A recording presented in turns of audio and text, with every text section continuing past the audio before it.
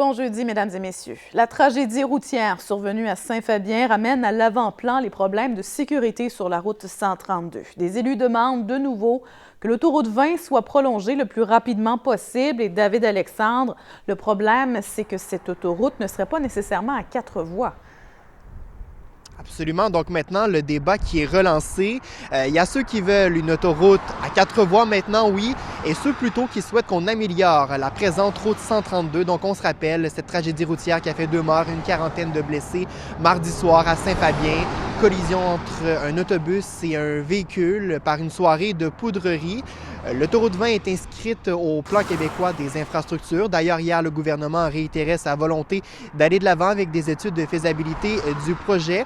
Mais aujourd'hui, il y a Pascal Bérubé, le député de Matane-Matapédia, qui réclame que ce projet, il aille de l'avant, mais à 4 voies. Parce qu'en ce moment, on prévoirait plutôt qu'il y ait 2 voies qui se rencontrent. Donc, est-ce que l'accident serait survenu tout de même avec une autoroute à 2 voies? La question se pose. On écoute Pascal Bérubé. Si on évite que les véhicules se croisent, surtout dans les conditions périlleuses qui sont souvent les nôtres en hiver, on s'évite bien des tragédies. Alors, à nouveau, si on n'est pas capable d'avancer de façon notable pour le prolongement de l'autoroute 20 à l'ouest, parce qu'il y a encore des obstacles dans le coin de Trois-Pistoles, commençons vers l'est à Montjoly, puis on s'en vient vers Bic et vers Saint-Fabien. Et le maire de Trois-Pistoles, lui, continue de croire que l'autoroute n'est pas une solution. Oui, il n'est pas du même avis que Pascal Bérubé. Il ne s'est jamais caché d'être contre le prolongement de l'autoroute 20. Pour lui, si on avait 2 voies qui se rencontraient, les automobilistes pourraient circuler à une plus grande vitesse et la collision qui est survenue mardi à Saint-Fabien aurait quand même pu se produire. Et quant à un possible 4 voies, il ne comprend pas qu'on souhaite injecter possiblement des centaines de millions de dollars dans un tel projet, qu'on empiète sur des terres agricoles pour l'aspect de la biodiversité également. Pour lui, pendant qu'on discute de ces choses-là, on ne se concentre pas sur le vrai problème qui est la sécurité de la route 132 et ça crée un sentiment de fausse sécurité pour les automobilistes. Merci, David Alexandre. Au revoir. À partir de l'été prochain, Saint-Jean-Port-Joli va effectuer la collecte des matières organiques de ses résidents avec des bacs bruns. La municipalité qui a choisi de ne pas aller dans le même sens que plusieurs autres dans la MRC de Lillet, la plupart qui ont décidé d'instaurer enfin un système de compostage domestique. Marie-Hélène, le maire qui vous a expliqué pourquoi les élus ont choisi cette option. Oui, il a expliqué que le choix de faire du porte-à-porte pour collecter le compost était une recommandation de Recyc Québec, puisqu'instaurer un système de composteur n'est pas recommandé en milieu urbain, oui, où il y a des blocs appartements.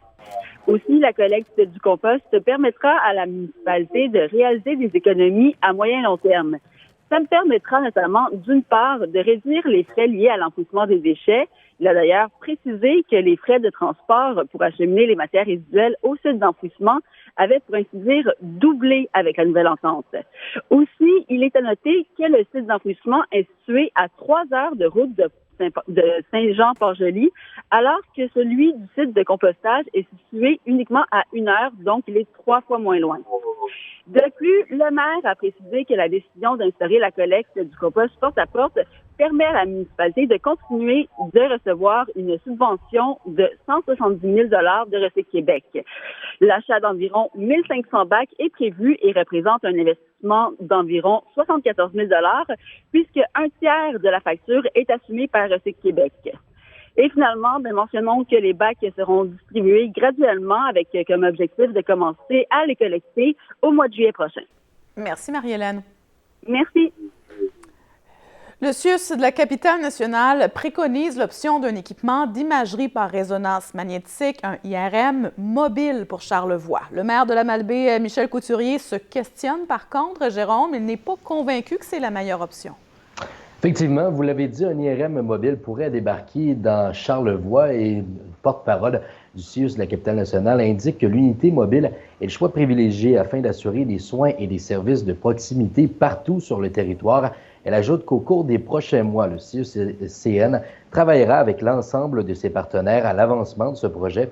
Le maire de la Malbaie, Michel Couturier, a réagi à cette déclaration. Il soulève de nombreuses questions quant à cette décision. C'est quand même un équipement de quelques millions dans un camion, là, les frais d'entretien, de climatisation, la formation du personnel, le transport l'hiver dans une région comme Charlevoix. Est-ce que ça n'aurait pas été mieux d'avoir un IRM fixé dans un nouvel hôpital à la Malbaie? Il ajoute également que l'IRM fixe aurait été une occasion pour la ville de la Malbaie de réaliser un parc technologique qui aurait aidé au recrutement de personnel. L'élu s'attend à recevoir des réponses de la part de la nouvelle directrice territoriale Audrey Maud-Soutière prochainement. Et notons que le projet n'a pas été encore déposé officiellement auprès du ministère de la Santé et des Services sociaux. Merci beaucoup, Jérôme. Au revoir. La 3e édition de l'Arbre du partage à Edmundston dépasse déjà les attentes. 350 enfants ont pu recevoir ou vont recevoir un cadeau directement livré à leur domicile par les membres de la force policière. Les 100 boules de Noël servant à récolter de l'argent ont été vendues en seulement 2 jours. Plusieurs commerces locaux ont aussi accepté de devenir partenaires de l'événement. La ville qui a commencé à récolter les dons dès le début du mois de novembre avec un objectif d'amasser jusqu'à 10 000 $ et les surplus serviront l'an prochain ou encore seront remis à la Fondation Bob Fife. Les parents, enfants et policiers qui étaient très heureux de constater la générosité de la population une fois de plus. C'était vraiment agréable d'aller à la rencontre des gens de la ville puis de pouvoir voir la joie là, dans les yeux des enfants. Réseau Charlevoix pourrait devoir se passer de Petite-Rivière-Saint-François comme partenaire pour le train de Charlevoix. La municipalité de Petite-Rivière-Saint-François exige des changements à son entente avec le gestionnaire. Elle refuse ainsi la prolongation du contrat initial proposé par Réseau Charlevoix. Insatisfait, le maire Jean-Guy Bouchard estime que le train n'apporte aucun bénéfice à ses citoyens. La porte demeure toutefois ouverte pour un pacte qui ajouterait une plus-value à Petite-Rivière-Saint-François. Il restera à voir, à un moment donné, ce genre de discussion qu'on va avoir par rapport aux retombées qu'on a chez nous. Le train n'arrête même pas au niveau de la gare aussi. Ils partent de Québec, ils vont à l'hôtel Germain, puis l'hôtel Germain, ils s'en vont au manoir. Fait qu'évidemment, on les regarde passer, on les regarde remonter, puis c'est à peu près tout. Là.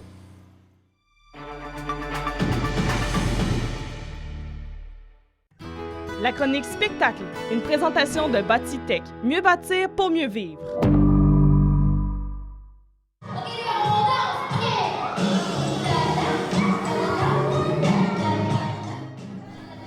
De voir et d'entendre Claudia Bouvette-Francis qui s'est offert plusieurs performances dans les écoles de Charlevoix cette semaine. Exactement. La jeune auteure, compositrice, interprète était de passage à la Malbaie, donc lundi, Baie-Saint-Paul mardi et Notre-Dame-des-Monts hier dans le cadre de la tournée Le Festif à l'école.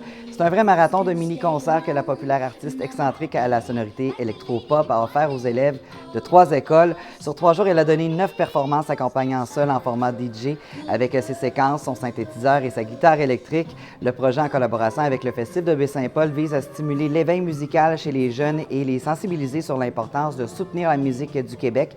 L'artiste enchantée par l'expérience prépare dans les prochaines semaines de nouvelles chansons en vue de son prochain album. Aujourd'hui, on a accès à tout. On peut écouter notre musique comme ça nous tente sur nos téléphones, mais de pouvoir voir un show en live, c'est quand même différent. Puis moi, je sais que quand j'étais jeune, au secondaire, on a eu la chance d'avoir des shows, puis ça a vraiment contribué, je pense, à ma passion. Et là, tu vois, aujourd'hui, on est dans un gymnase avec les gros néons, mais c'est super intéressant. Tu sais, les jeunes, au début, sont un petit peu, on dirait un petit peu gênés. Puis moi, je les invite à danser, puis à bouger. Les sports vous sont présentés par Grand Portage Nissan et le tout nouveau Rogue 2023.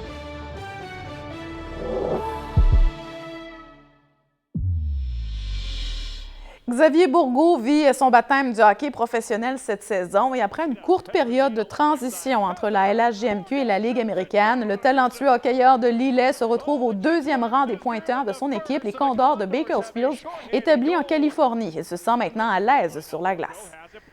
Je suis rendu dans la Ligue américaine. C'est sûr que ça a été une adaptation au début, mais je commence à m'adapter au niveau du jeu puis à savoir comment jouer avec des joueurs plus forts, plus gros que dans le junior.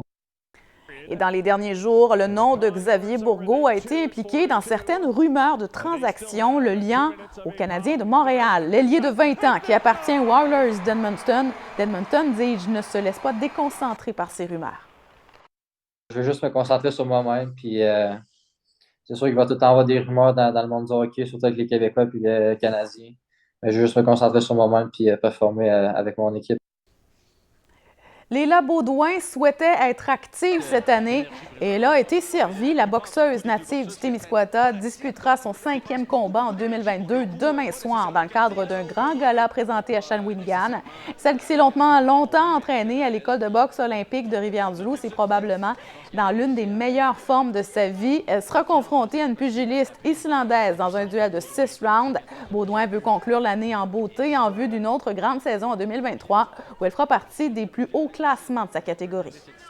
La météo, une présentation d'Accent Meubles Déco Centre Levasseur.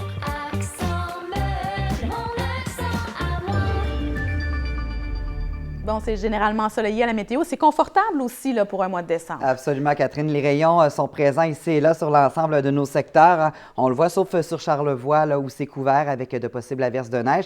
C'est tout de même journée confort avec des vêtements chauds. Ce sera venteux sur la rive nord et la rive sud du fleuve. Les mercures sont stables près du point de congélation, mais on va perdre quelques degrés sur la peau avec le facteur éolien là en après-midi entre moins 7 et moins 9 degrés, mais rien de drastique. Profitons de cette journée au maximum. La masse nuageuse va s'intensifier dans les prochaines heures et dû à un système dépressionnaire là, qui s'en vient. On regarde ça en détail.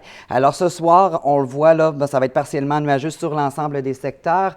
Donc il y aura un petit dégagement aussi de la masse nuageuse sur Edmundston, mais on conserve des possibilités d'averses de neige, le même scénario sur Charlevoix, alors que ça pourrait se concrétiser au cours de la nuit. On va perdre quelques degrés aussi avec le facteur éolien entre moins 12 et moins 14 degrés, donc respectivement donc sur Rivière-du-Loup et sur la rive nord du fleuve.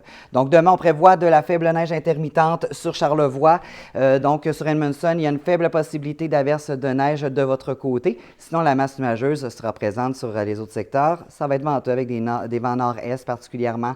Donc, sur Charlevoix, il pourrait y avoir là, de la poudrerie par endroit. Ça pourrait rendre la visibilité réduite sur la route et les mercures sont près du point de congélation entre moins 3 et 1 degré. Long terme sur Rivière-du-Loup, on voit là que ça va être de la neige samedi, dimanche et même lundi qui se poursuit. Ensuite, on conserve cette grisaille. Sur Charlevoix, les rayons en alternance devraient être de retour mardi, mais en attendant, il faudra en profiter de cette neige-là jusqu'à lundi pour terminer sur Edmundston. Samedi, on prévoit des averses de neige. Les flocons seront intermittents dimanche et lundi. Alors voilà.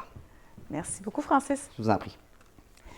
Et on se laisse sur des images d'une décoration de Noël géante effectuée par des producteurs agricoles de Lac-des-Aigles au Témiscouata. Vous le voyez, ils ont assemblé des rouleaux de foin pour en faire un ourson et l'animal qui semble même jouer au tambour. Une idée quand même originale qui fera tourner certainement bien des têtes. Alors voilà, passez un très bel après-midi et je vous retrouve ce soir en compagnie de toute l'équipe.